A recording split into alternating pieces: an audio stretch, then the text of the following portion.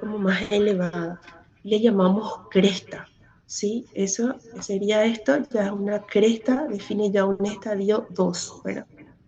En el estadio 3 ya hablamos de una cresta, lo mismo que el 2, pero más gruesa y ya con neovasos, ¿sí? Una cresta neovascularizada, define un estadio 3.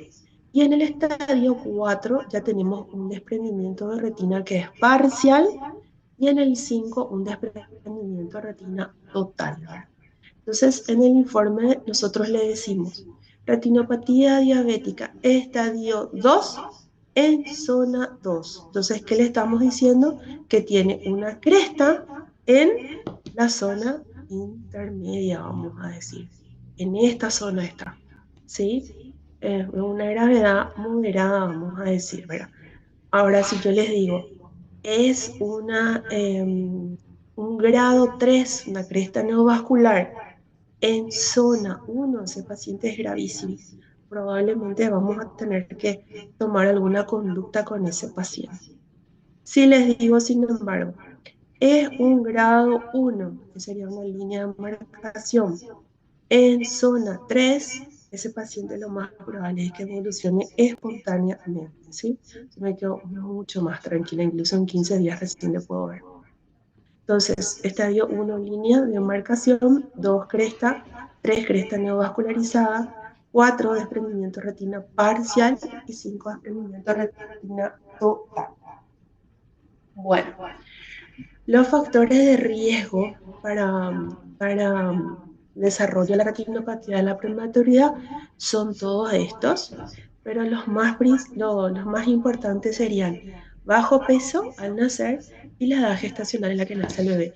Recordando que mientras más prematuro es, menos vascularizada está nuestra retina, ¿verdad? Las transfusiones sanguíneas, principalmente si fueron varias, sepsis, hemorragias intraventriculares, el uso prolongado de oxígeno y ventilación mecánica, reanimación, las alteraciones metabólicas que puede tener el bebé o las anemias severas, ¿verdad? Todos esos son factores de riesgo, siendo estos dos los más importantes y los criterios que nosotros tomamos para definir qué paciente es evaluado y qué paciente no, ¿verdad? Estos son los criterios del Plan Nacional de Retinopatía a la Prematuridad. Todo bebé que nace menor o igual a 33 semanas de edad gestacional, menor o igual a 1.150 gramos, tiene que ser evaluado. Si cumple uno de estos criterios, ese bebé tiene que ser evaluado. Pero una cosa importante que tienen que saber es que no es en el momento, no es, ah, nació el bebé, vamos a verle al día siguiente. No, al mes de recién nacido, ¿sí?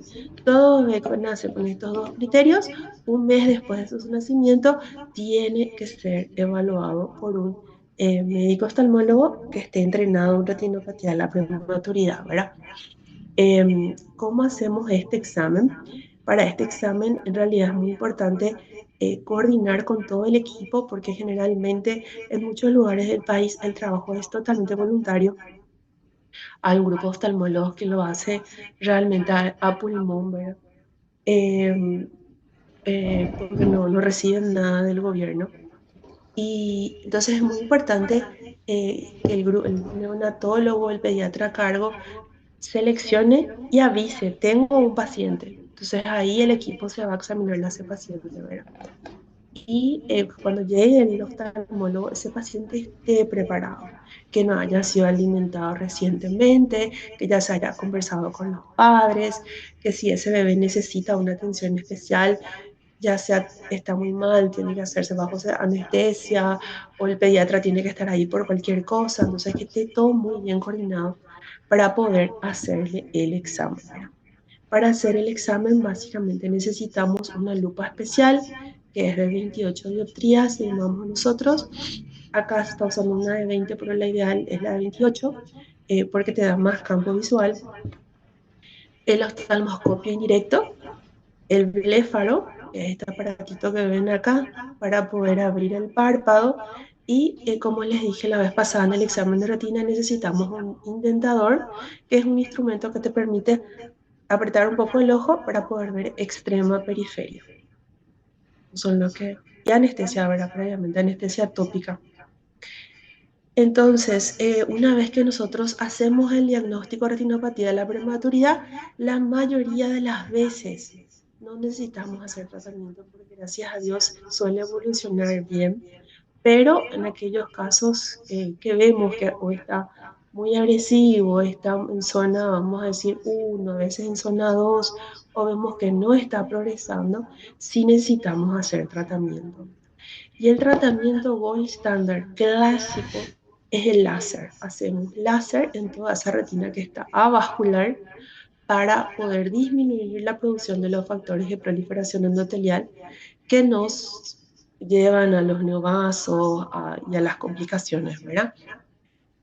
Lógico que esta zona que nosotros hacemos láser es una zona donde el paciente pierde campo visual, pero la idea es preservar la zona central, que es la zona que más usamos para nuestro día a día, ¿verdad? Si nosotros dejamos que esto avance, esto puede llegar a un desprendimiento de retina y el paciente puede ser ciego. Sin embargo, con esto, el paciente puede llevar una vida normal el resto de su vida, ¿verdad? Otro tratamiento que estamos haciendo mucho ahora como coadyuvante, en algunos países se hace como primera línea, nosotros todavía no hacemos como primera línea, es el Avastin, ¿sí? Que son las inyecciones de anti-VEGF en la zona que se ponen intravitro a través de la pars plana. La mayoría de las veces esto hacemos acá cuando o es muy grave o cuando no tenemos acceso al láser, porque, qué sé yo, está en Asunción y el paciente está muy mal. Entonces, como para aguantar un poquito hasta que llegue el láser, o cuando hacemos láser y vemos que no está evolucionando como queremos, realmente hacemos más combinado. Pero en algunos pacientes, en algunos países, perdón, se está haciendo también ya como primera línea, ¿verdad? Es muy controversial todavía, por eso que esto suele funcionar mejor. Si haces esto, le tenés que controlar muy de cerca al paciente y a veces eso es muy difícil porque nuestros pacientes, vos le haces y después sale de alta, ya se fue, ya no viene más a control. Entonces, con esto como que vos te quedas más seguro, ¿verdad? De que va a funcionar tu tratamiento, ¿verdad? Ya en casos más graves, cuando el paciente tiene una hemorragia o un desprendimiento, entonces podés hacer crío o directamente lo que más se hace ahora son las vitrectomías, ¿verdad? Solo que el pronóstico de un paciente, por ejemplo, grado 4, grado 5, realmente es bastante complicado, ¿verdad? Difícil, principalmente un grado 5. Incluso hay muchos lugares que ya no operan un grado 5, o sea, un desprendimiento de retina total por retinopatía de la prematuridad, porque el pronóstico es muy, muy bajito. Entonces, estas son las opciones de tratamiento que hay. Y el pronóstico en general suele ser bueno, como les dije, hasta un estadio 3 generalmente evoluciona sin secuelas, eh, evoluciona en forma espontánea, vos vas mirando nomás, controlando y va avanzando, por eso dijimos que es un trastorno vasoproliferativo dinámico, ¿verdad? Y fíjense acá, la mayoría, 90% un estadio 1, 70 de un 2 y un 50 de 3 mejora sin tratamiento, o sea, solamente observando, pero claro que tenés que observar hasta que los vasos lleguen a la periferia de la retina, ¿verdad? Y hay un 10 a 15% de retinopatía de la prematuridad graves, donde sí tenemos secuelitas, pacientes ciegos, otros tipos de complicaciones, ¿verdad? Es más frecuente también que en los prematuros presenten otro tipo de alteraciones, como por ejemplo cataratas, estrabismo, glaucoma. Entonces son pacientes, todos los prematuros son pacientes que generalmente le vemos al nacer, después le vemos a los 3 meses o 6 meses, dependiendo del caso, y sí o sí solicitamos que vengan una vez al año, ¿verdad? Y le seguimos lo ideal es de por vida, ¿verdad? Entonces, esto es un desafío para, no solo para nosotros, sino que para todo el sistema de salud, ¿verdad? Porque hasta ahora se le da baja prioridad, no en todos los lugares donde hay servicios de neonatología o terapia infantil, en la mayoría no hay oftalmólogos contratados para eso, sino como les dije, es voluntario el servicio, ¿verdad? Falta un protocolo, falta entrenamiento, no todos los oftalmólogos están entrenados. Eh, hay que trabajar en grupo, en conjunto.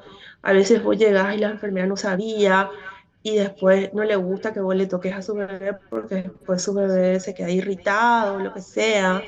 Entonces todos tienen que saber de que es importante. Incluso los padres a veces les da miedo porque usamos el aparatito y le apretamos el ojo, ¿verdad? Entonces todos tienen que saber de la importancia del examen y colaborar para que esto funcione, ¿verdad? Y un problema grave también es el problema de acceso al tratamiento, ¿verdad? Porque como les dije, en los hospitales, o sea, en Los Ángeles, por ejemplo, acá en Ciudad del Este, el doctor Esteche, que es mi compañero, es el que hace el tratamiento de estos pacientes y él lleva todos sus equipos. Y si el paciente tiene que ser tratado, él lleva su láser y generalmente no le cobra al paciente, ¿verdad? Entonces, no es una cosa que el hospital tiene, sino que nosotros tenemos que llevar y bueno, a veces no, si él no está, por ejemplo, me pide a mí, entonces yo voy, pero el láser está en Asunción, hago mientras tanto la bastina hasta que él viene, entonces todo eso tenemos que siempre ver para tratar de ir mejorando, ¿verdad? Bueno, eso sería con relación a lo que es retinopatía de la prematuridad.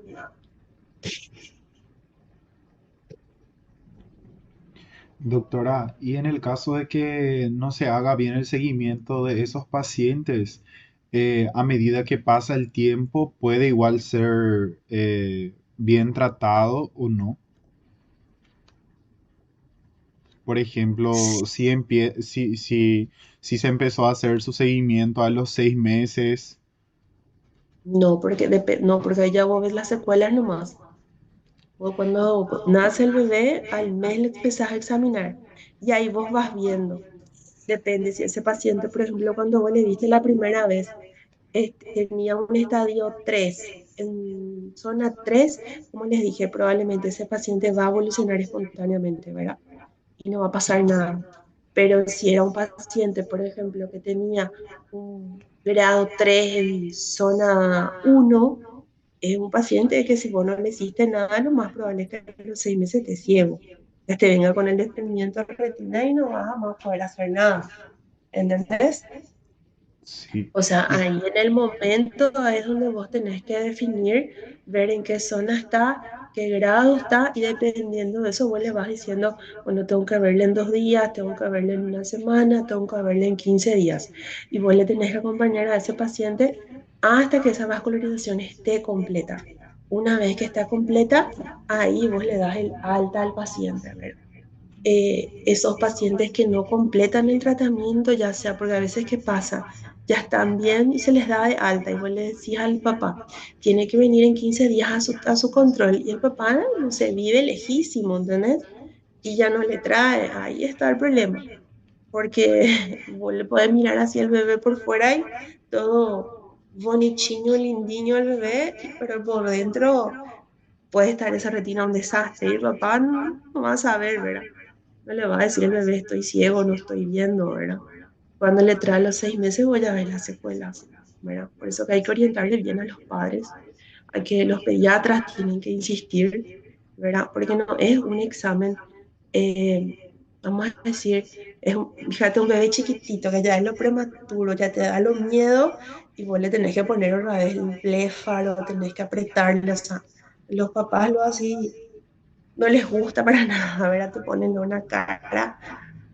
Yo tuve mamás que se desmayaron así a mi lado cuando le estaba examinando al bebé. Entonces hay que explicarles bien de que tienen que traerle porque si no le traen puede llegar tarde. Ya no es algo que después vos podés remediar con, como les digo, con una cirugía. Generalmente el pronóstico es malo.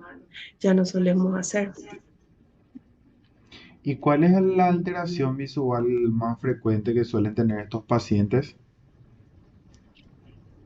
Y la complicación más frecuente son las hemorragias o los desprendimientos de retina. Esas son las complicaciones más importantes que el paciente tiene, lo que le puede llevar a la ceguera, ¿verdad? Pero por Sí. suerte es la minoría. Hoy en día realmente todo el mundo está colaborando más. porque se hacen campañas nacionales para entrenarle a los pediatras, los neonatólogos, y hay como un esquema de voluntariado de los oftalmólogos también más montado, ¿verdad? Entonces, tenemos mucho menos casos, pero antes sí teníamos bastante pacientes ciegos por retinopatía de la prematuridad y es triste porque es totalmente evitable si vos haces el tratamiento, o sea, el seguimiento, el diagnóstico oportuno y el tratamiento oportuno, ese niño no tiene por qué quedarse ciego. Ok, gracias, doctora. ¿Vale? ¿Alguien más?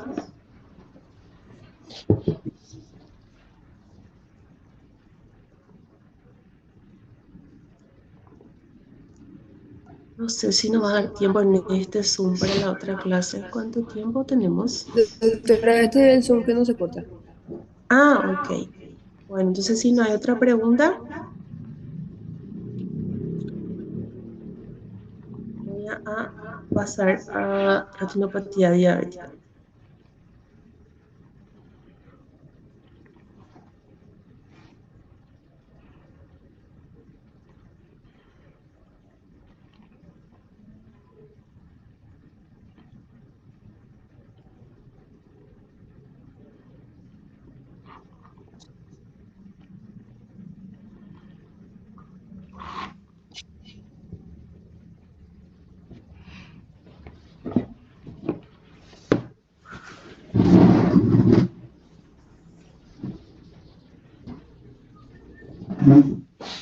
Ahí está. Ahí se ve mi clase. ¿Se ve la clase, verdad? Sí, doctora. Bueno, entonces, la retinopatía diabética es la complicación microvascular de la diabetes. Uno de cada tres pacientes más o menos con diabetes se cree que tiene algún tipo de grado de retinopatía diabética. Acá en la foto hay diferentes grados y fíjense cuál es el problema del paciente diabético, que cuando el paciente nota que tiene problemas, generalmente todo ya está muy avanzado, ¿verdad? ¿Por qué?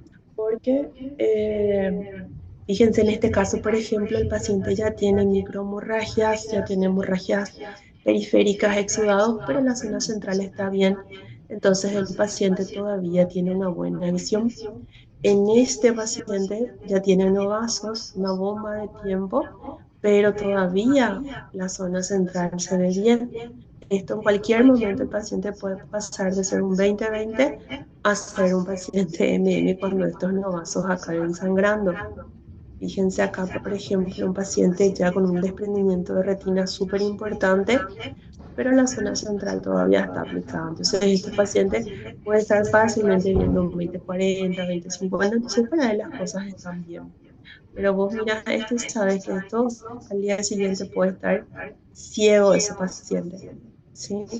Y eso, gente, complica mucho el tratamiento porque a veces te viene el paciente en este estadio, por ejemplo, y vos te escandalizas, le dices, señor, esto está gravísimo, urgente, vamos a hacer tratamiento.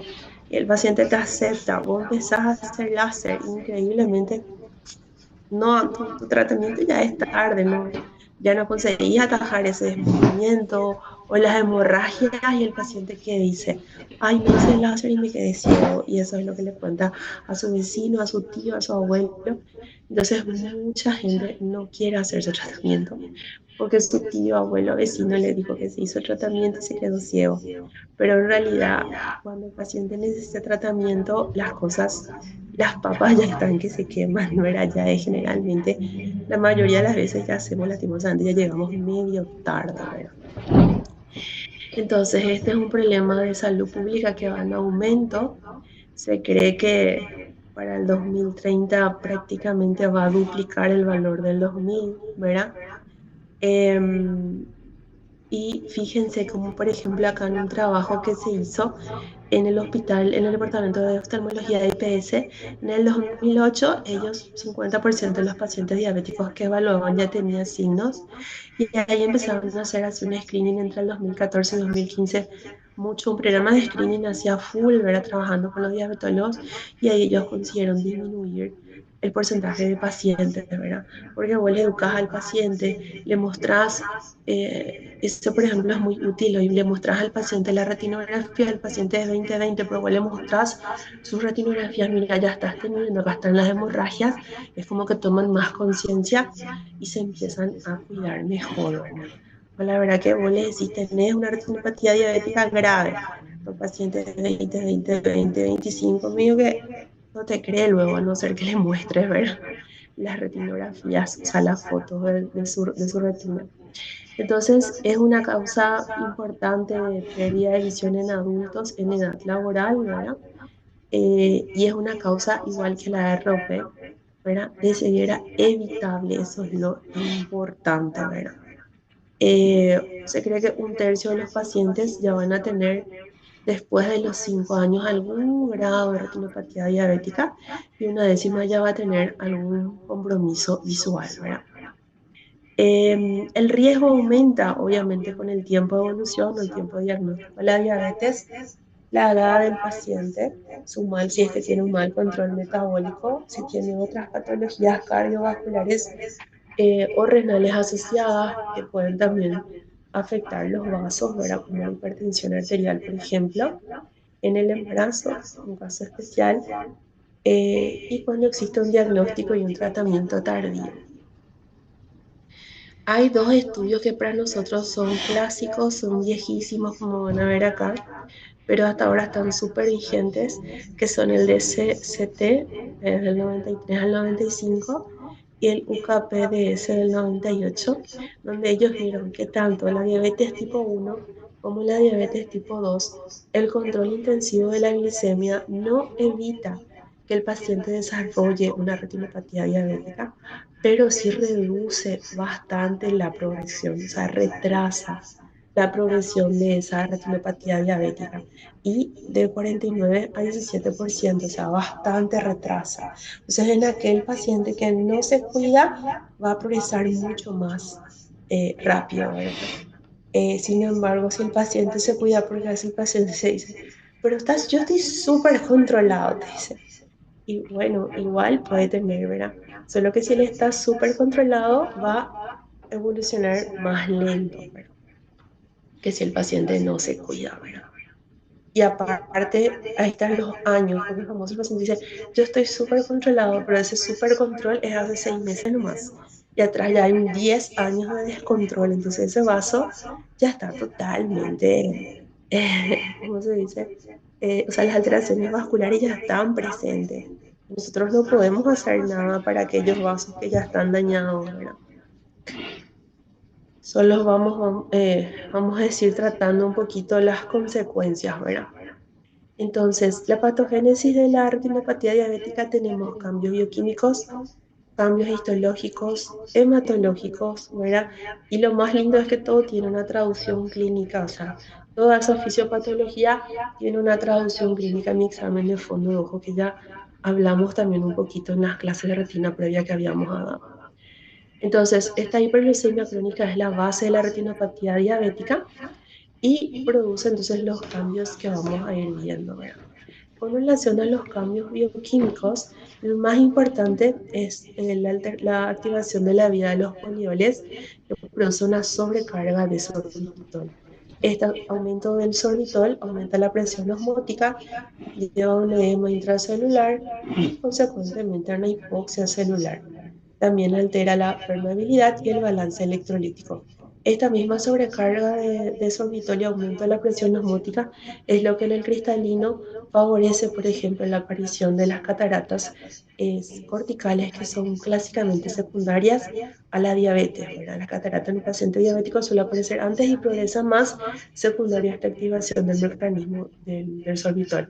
Y son diferentes de las cataratas seniles, ¿verdad? Generalmente las seniles son más nucleares, sin embargo, los diabéticos son más corticales, ¿verdad? O puedes decirle al paciente, esta catarata es por tu diabetes, ¿verdad? Tenemos también cambios histológicos, ya sea tipo vasculares o neurodegenerativos, ¿verdad? Por pérdida del mecanismo de autorregulación del flujo sanguíneo, disminución de la velocidad sanguínea por aumento de la viscosidad sanguínea, la degeneración de los pericitos, el estrechamiento arteriolar y la dilatación capilar o venular, una vasodilatación compensatoria por hipoxia renal y alteraciones a nivel de la pared vascular, ¿verdad? Ya sea por una pérdida de elasticidad arteriolar o por un aumento de la permeabilidad de los vasos, lo que facilita la salida de plasma y proteína, y eso se traduce como el edema macular o los exudados duros que ya vimos previamente, ¿verdad? Tenemos también cambios hematológicos, aumenta la agregación de los eritrocitos, disminuye la deformabilidad de estos, la viscosidad sanguínea está aumentada por el aumento del fibrinogen de las globulinas, la disminución de la albúmina, y esto lleva a un estado de hipercoagulación con adhesividad y agregación plaquetaria. Alteración en la coagulación, aumento del fibrinógeno, el factor 8, esto disminuye la actividad pirinolítica, y oclusión capilar, microtrombosis, oclusión, isquemia. Todo esto, cambios que ustedes ven acá, como saben, facilita la isquemia, ¿verdad? Entonces acá tenemos los cambios bioquímicos, ¿sí? Se liberan los factores de crecimiento, están los factores histológicos, ya sean neurodegenerativos o vasculares. A esto hay cambios fisiológicos, ¿verdad? Que se pueden ver en los diferentes estudios electrofisiológicos como potencial visual evocado, en el electroretinograma, los mecanismos, aumento de la permeabilidad, dilatación capilar, leucostasis, isquemia, y cada uno de estos entonces traducido con algún signo clínico, ahora que vamos a ir viendo. Acá creo que está mejor detallado. Entonces, una alteración de las una lesión de las uniones estrechas, una alteración de la presión hidrostática fluidosmótica, aumenta la permeabilidad tanto del fluido como de las proteínas, y clínicamente se traduce como un edema macular o la aparición de los exudados duros, que eran aquellas lesiones bien definidas, amarillas, que habíamos ya visto, ¿verdad?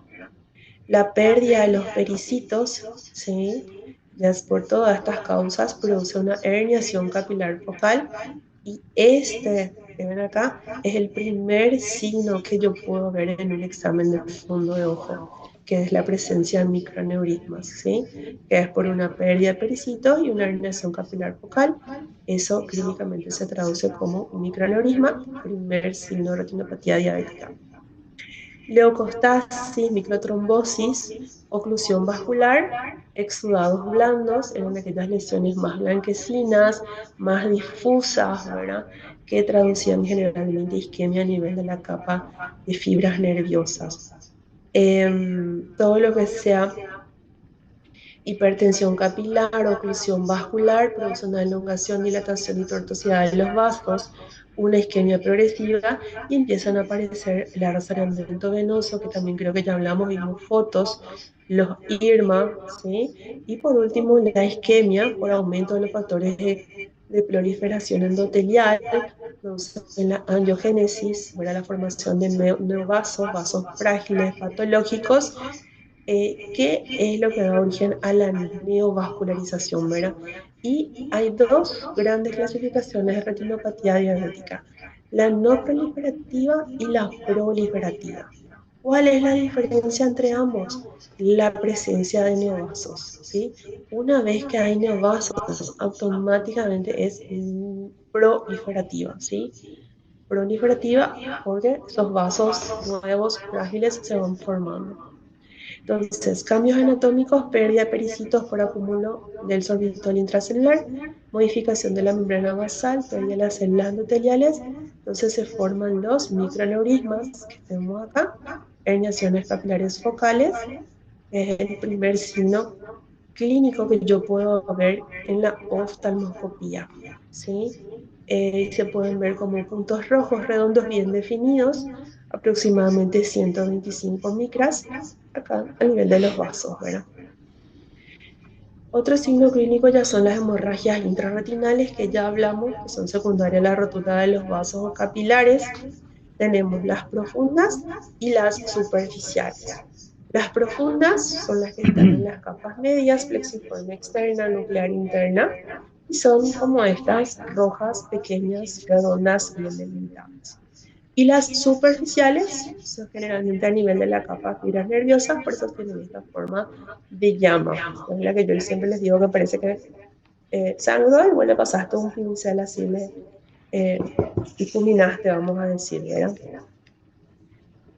Ambas se pueden ver tanto en la retinopatía diabética como en la hipertensiva.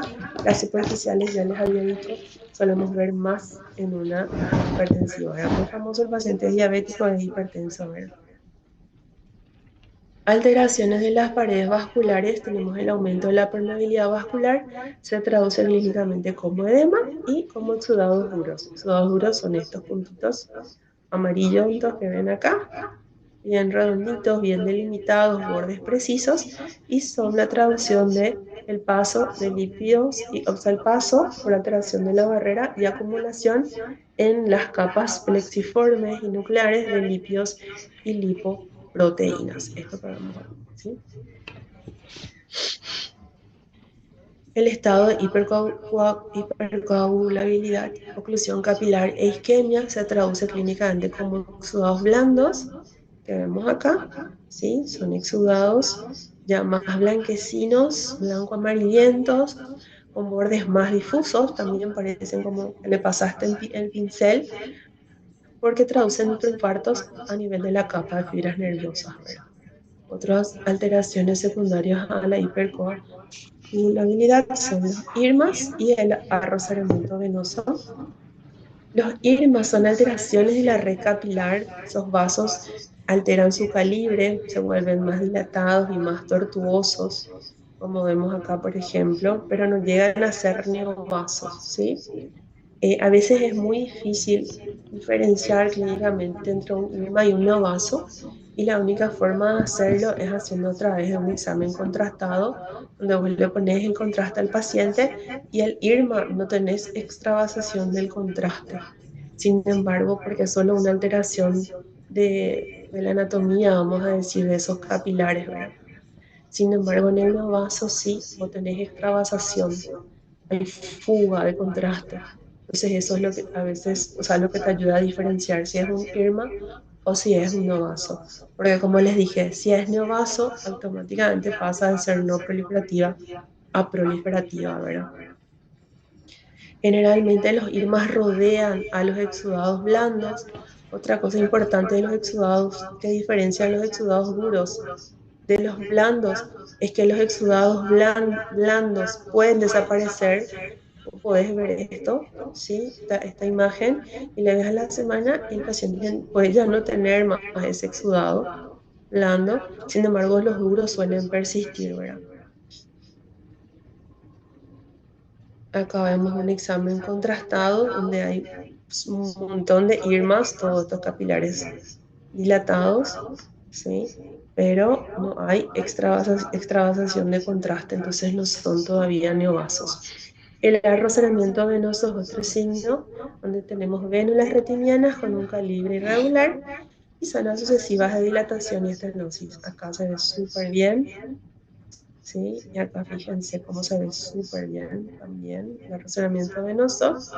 Fíjense, este es un examen contrastado, donde tenemos acá la retina está perfundida, se ve que tiene como un fondo medio blanquito, grisáceo, acá también, pero todo esto está isquémico, ¿sí? Toda esta zona negra es retina isquémica. Lo mismo acá, isquemia, isquemia, isquemia, isquemia. Y esta es la zona que me libera los factores de proliferación endotelial que después me traen los neovasos y las complicaciones. Entonces, esta isquemia produce la liberación de los factores angiogénicos dentro del vitrio, que son los famosos VEGF y otros, ¿verdad? Y esto es lo que lleva a la formación de los neovasos. Estos neovasos empiezan a aparecer dentro del tejido retiniano, atraviesan la membrana limitante interna hacia el vitrio, producen como una fibrosis y eso es lo que después empieza a traccionar la retina, ¿verdad? Y a producir también, sangran fácilmente y traccionan la retina produciendo el desprendimiento de retina.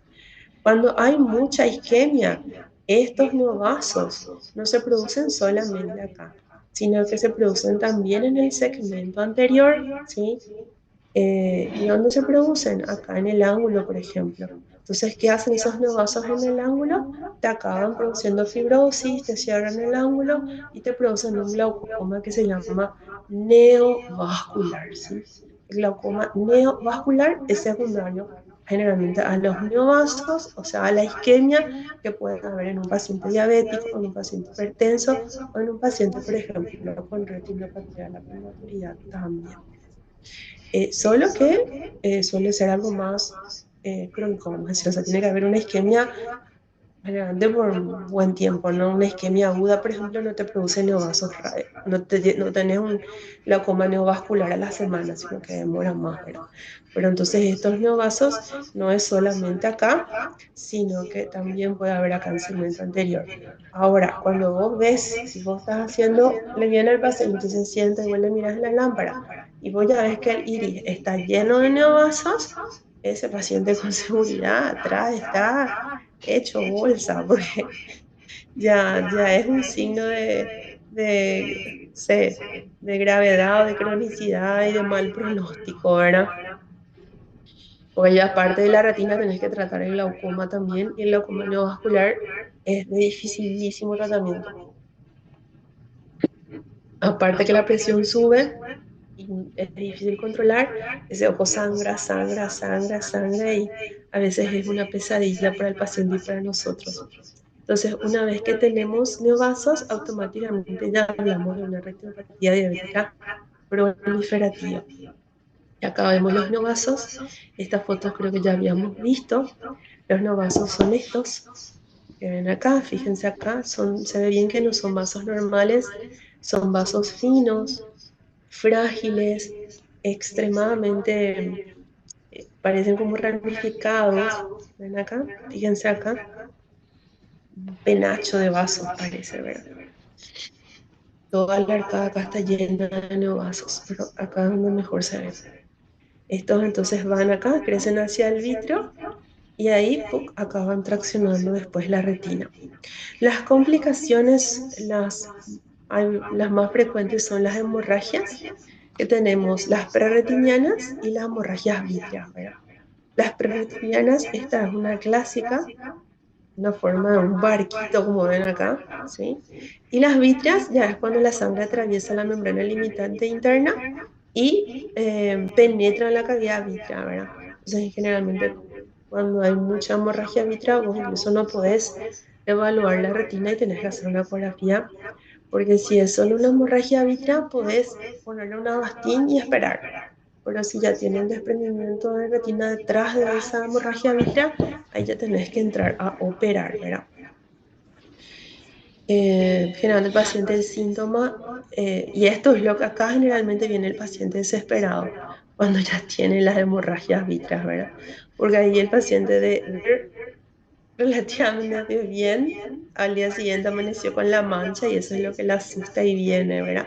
Pero para que haya tenido esta hemorragia vitreal, el paciente que tiene que tener neovasos, o sea, tiene que estar en una retinopatía diabética muy avanzada, ¿verdad?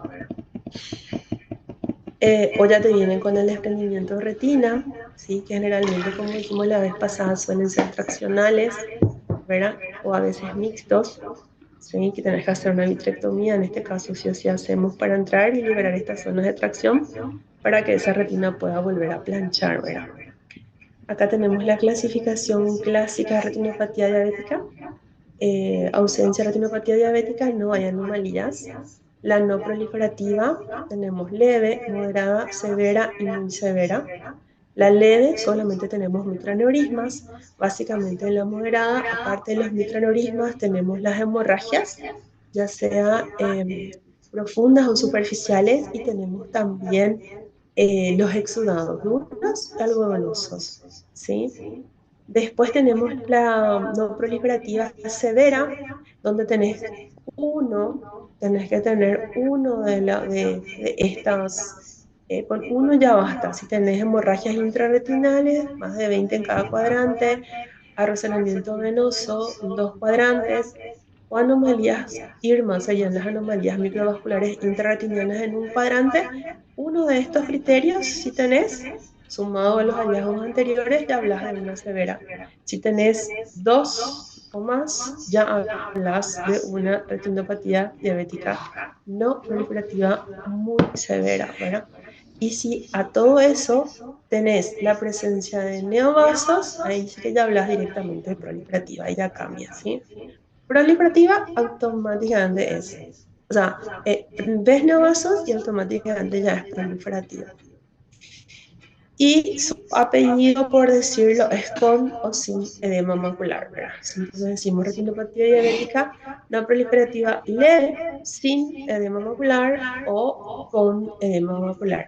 Porque una retinopatía diabética no proliferativa leve, por ejemplo, si está sin edema macular, el oftalmólogo no hace nada. Solamente le educa al paciente, cartita para el médico tratante y se le pide al paciente que retorne generalmente en 6 meses, ¿verdad? O al año, ¿verdad? Depende de cada colega. Ahora, si es una retinopatía diabética no proliferativa leve con edema macular, ahí es diferente. Ese paciente, ese edema macular, hay que tratarlo. Entonces, ahí inicias tratamiento por más que la retinopatía diabética sea leve. Entonces, vemos acá los distintos grados, ¿sí? Retinopatías diabéticas leves, moderadas, ya severas, y ya cuando hay novasos hablamos de una proliferativa. Y edema macular, como nosotros vemos clínicamente, creo que les había dicho cuando hablamos del fondo de ojo, que esto, cuando vemos los exudados duros en este patrón circinado, generalmente acá hay bastante líquido acumulado, suele ser un edema crónico y de dificilísima resolución, ¿verdad? Y esto es como vemos el edema en un examen de OCT o tomografía de coherencia óptica, que también ya les dije que usamos muchísimo nosotros ahora para diagnóstico y seguimiento de los pacientes. Las retinopatías diabéticas proliferativas se vuelven a dividir en sin CAR, CAR sería criterios de alto riesgo, con CAR, con criterios de alto riesgo, y las retinopatías diabéticas proliferativas avanzadas, ¿verdad? Pero esto ya es algo muy técnico para ustedes, ¿verdad? Importante que sepan que si hay neovasos es proliferativa, ¿verdad? Ya sin CAR o con CAR es realmente, básicamente se diferencia en la cantidad de neovasos que hay, ¿verdad? Y después tenemos las retinopatías diabéticas proliferativas avanzadas, que son ya aquellas donde el paciente ya te viene con las complicaciones, ¿verdad? Ya sea con la hemorragia vítrea, con el desprendimiento de retina o con esta fibrosis o proliferaciones fibrovasculares, ¿verdad? Generalmente esto ya es la gran mayoría de las veces quirúrgico, ¿verdad? Entonces, acá vemos más o menos la clasificación, ¿verdad? Y el manejo. La retinopatía, cuando no hay, el paciente puede venir en un año, hasta 2 años, ¿verdad? Leve tiene que venir en 6 a 12 meses. Esto es lo que dice la guía. A mí me gusta decirle que vengan 6 meses a todo paciente que ya tiene algún grado, porque vale decir al paciente que viene en 6 meses, que viene en un año, ¿verdad? Si es que no te viene a los 2 años, ¿verdad? Entonces, realmente le digo venir en 6 meses. Pero lo ideal es volver a controlar en el lapso del año, ¿verdad? Ya las moderadas necesitan más control y obviamente las severas, si no le vas a tratar, tenés que verle cada 3 meses, ¿verdad? Porque acá, cuando está acá, puedes decidir, ¿verdad? Una opción, el riesgo de progresión es de 50%, o sea, 50% te va a progresar y 50% no, ¿verdad? Entonces, o le miras de cerca cada 3 meses o ya haces nomás tratamiento, que es lo que solemos hacer, ¿verdad? Ya sea con Panfoto o anti-VEGF. Hoy en día generalmente iniciamos con las inyecciones y dependiendo del caso le sumamos la panfotocoagulación, ¿verdad? Y hay nuevos protocolos o hay otros trabajos donde incluso se sugiere, por ejemplo, acá ya en las retinopatías diabéticas leves, hacer el anti-VEGF, ¿verdad? O sea, las aplicaciones de intravitreas, pero el tema en nuestro país es el costo, ¿verdad? Porque es muy costoso y al paciente le cuesta, ¿verdad? Entonces, realmente la mayoría de las veces, si el paciente no tiene edema macular, solemos comenzar acá, ¿verdad? Cuando el paciente tiene edema macular, ahí no se discute, hay que tratar. Antes se hacía un láser focal, pero hoy en día no usamos tanto. a no ser láseres muy especiales que se llaman micropulso, que son de muy baja frecuencia, pero lo que más usamos son las inyecciones de anti-VEGF, ¿verdad? El diagnóstico, necesitamos un examen ocular completo, ¿sí? Que tiene que incluir gonioscopía, porque les dije que puede el paciente tener neovasos en el ángulo, y si tiene neovasos en el ángulo, atrás sí o sí va a tener, ¿verdad? Em, Presión, todo tenés que hacer. Y los métodos auxiliares de diagnóstico, estos son los más importantes, un examen, una retinografía, que es súper útil para que el paciente entienda, porque a veces vos le decís y no te cree luego el paciente, ¿verdad? Sin embargo, vos le mostrás y ahí, mira, un poco como que se asusta y colaboran más. El OCT macular y la angioretinofluorescein, con contraste, hoy en día tenemos los equipos que ni siquiera hay que inyectarle al paciente el contraste, ¿verdad? Lo que es fabuloso porque te ahorra tiempo, dinero y un montón de cosas. Bueno, el tratamiento clásico es el láser con fotocoagulación. Hoy en día, antes se hacía así un láser 360 grados, hoy se hace más orientado según las zonas isquémicas y vas avanzando conforme el paciente no se vaya cuidando y vaya progresando su retinopatía diabética, ¿verdad? Pero se hace una fotocoagulación generalmente de la periferia de la retina, siempre tratando de preservar el área que está entre las arcadas temporales o área macular, ¿verdad? Generalmente en esta zona no se entra, ¿sí? Y eso combinado con la aplicación de las medicaciones intravítreas, que tenemos también varias opciones, recordando que siempre hacemos a través de la pars plana, porque es la zona avascular, la zona delgada, y tenemos varias opciones. Lo que más usamos es el Avastin, Bevacizumab es la droga, Avastin es el nombre comercial. Lucentis nosotros no tenemos disponible en el país, y les voy a explicar algo con relación a eso que es importante que ustedes sepan. El Ailea es un medicamento nuevo que tenemos, que es el Aflibercept, y en agosto del año pasado se lanzó otro que se llamaba Abismo, que es espectacular porque no solamente actúa a través de la vía de los anti-VEGF, sino también en un mecanismo antiinflamatorio que estos no tienen, ¿sí? Estos solamente son anti-VEGF, o sea, disminuyen la concentración de los factores de proliferación endotelial en el vitro. Sin embargo, el Abismo tiene ese mecanismo y también actúa a nivel de la angiotensina 2, que genera un mecanismo antiinflamatorio, vamos a decir, ¿verdad? Y la verdad que nosotros tenemos mucha experiencia y realmente, no es por nada, pero creo que yo y Alexis podemos ser lo que tenemos más experiencia en el país, porque es un medicamento muy costoso, el babismo, y como acá nosotros trabajamos en Design, los pacientes de TIPU les cubre, entonces creo que ellos son prácticamente lo único que pueden completar el esquema, ¿verdad? Cada dosis, por decirles nomás, cada dosis de Avastin puede costar 2,5 millones, el Ailea cada dosis 8 millones y el Babismo cada dosis está por los 15 millones, ¿verdad? Y el paciente tiene que poner 3 dosis en cada ojo, el Babismo incluso son 4 dosis, ¿verdad? Entonces el costo es muy alto, ¿verdad?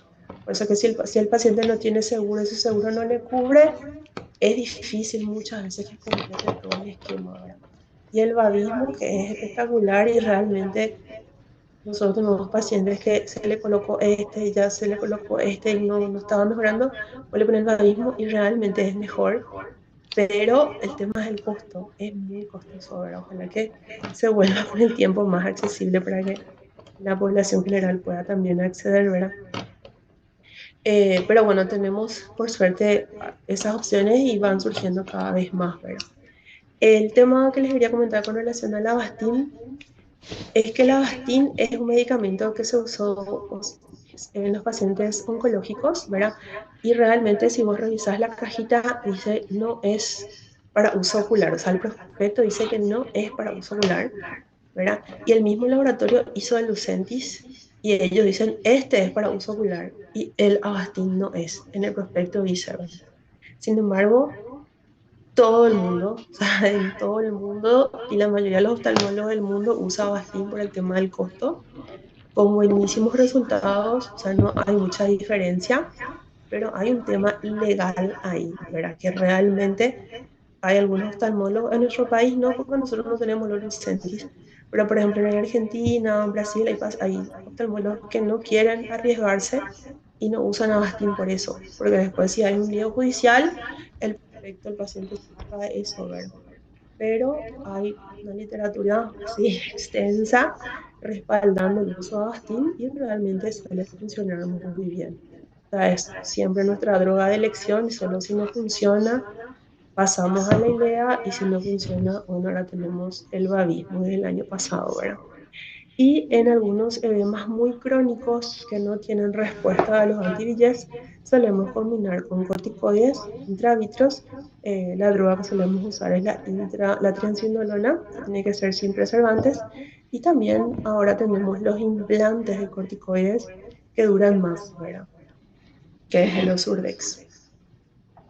Ya cuando el paciente tiene una hemorragia vitrea o un desprendimiento de retina, no queda otra que hacer una vitrectomía vía pars plana, donde vos entras, comes todo el vítreo, limpias toda esta hemorragia, si hay tracciones, cortas las tracciones y aprovechás y hacer un buen láser. El paciente está ahí dormido, sedado, aprovechás y haces tu láser bien completito, ¿verdad? Porque generalmente cuando le vas a hacer en consultorio no podés hacer, tenemos que hacer entre 1800 y 2000 disparos por ojo y no da para hacer en una sesión, ¿verdad? El paciente va 2 o 3 veces, ¿verdad? Sin embargo, en cirugía le tenés el paciente, está anestesiado y aprovechás y ya la haces de una, ¿verdad? Bueno, en el embarazo es una situación especial porque el paciente que ya tiene una retinopatía diabética puede progresar más fácil durante el embarazo. Entonces, todo aquel paciente que ya era diabético y quiere planificar un embarazo, hay que comentarle, hablar sobre esto, ¿verdad? Y ese paciente tiene que tener su evaluación antes y durante el embarazo, ¿verdad? Generalmente, una primera visita prenatal es lo que se sugiere y otra a las 28 semanas, ¿sí?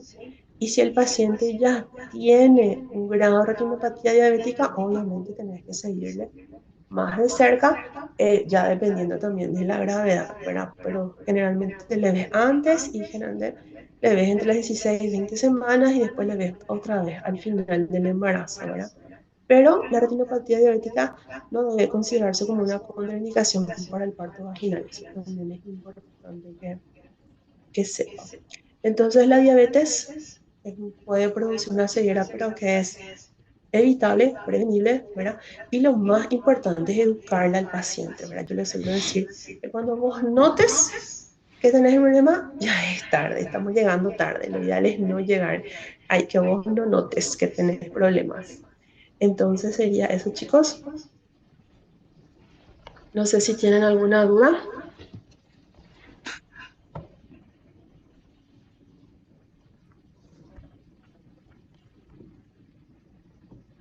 ¿Alguien Ya no, tiene alguna doctora. pregunta?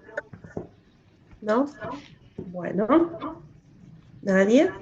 Entonces les deseo un buen resto de jornada